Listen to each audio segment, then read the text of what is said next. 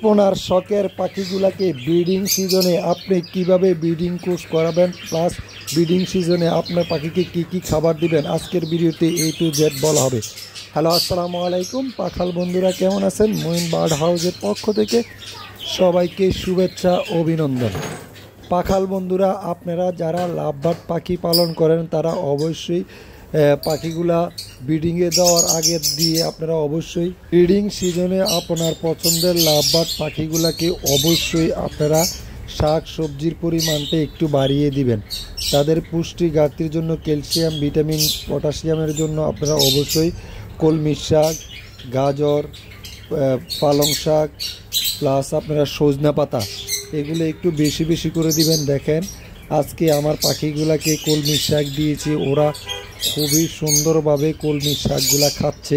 আপনারা দেখেন, এই যে আমার ব্রিডিং বক্স অলরেডি লাগানো আছে, ওদেরকে ব্রিডিং কোর্সও করানো শেষ। এবার আমি অবশ্যই প্রতিদিন প্রত্যেকটা দিন শাক সবজি দিয়ে থাকি। আপনারা যদি ওদেরকে ব্রিডিং সিজনে শাক সবজির পরিমাণটা একটু বেশি দেন তাহলে ওরা খুবই ভালো রেজাল্ট করবে।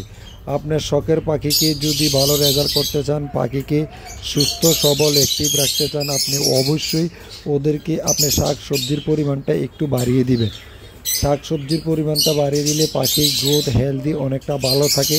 সাথে সাথে আপনারা মাঝে মধ্যে এগ পোটটা খাওয়াবেন।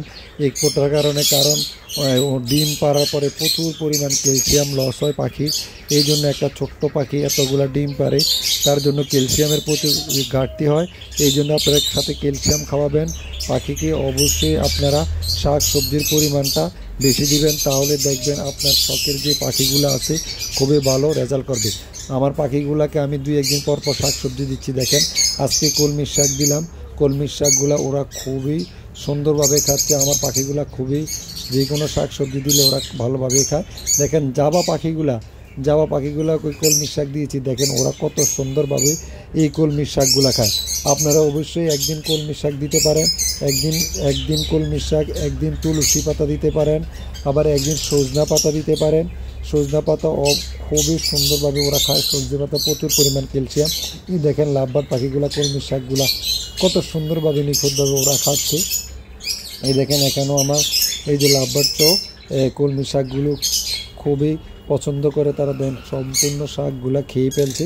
তো অবশ্যই আপনারা যারা নতুন পাখাল আছেন, নতুন পাখাল ভাইয়েরা, অবশ্যই আপনারা এই কাজটা করবেন। পাখিকে অবশ্যই ব্রিডিংয়ের সময় অবশ্যই শাক সবজির পরিমাণটা একটু বাড়িয়ে দিবেন, সাথে এগ পোটের পরিমাণটা বাড়িয়ে দিবেন।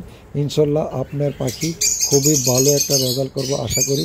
এই দেখেন শাক ওরা এই যে ব্রিডিংয়ে চলে গেছে, এই দেখেন একটা আরেকটা করে খাওয়াই দিচ্ছে। ওরা কিন্তু ফুল এখন ব্রিড মোডে চলে গেছে, এখন ডিম বাচ্চা করা শুরু দিয়ে দিই। এই জন্য দেখেন একটাকে অবশ্যই যে সবজিগুলো দিয়েছিলাম ওরা খেয়ে একটা অপরটাকে খাওয়াই দিচ্ছে। তো অবশ্যই আপনারা এই দিকে খেয়াল রাখবেন এবং কি পাখিকে ব্রিডিং সিজনে শাক সবজির পরিমাণটা একটু আপনারা বেশি করে দিবেন।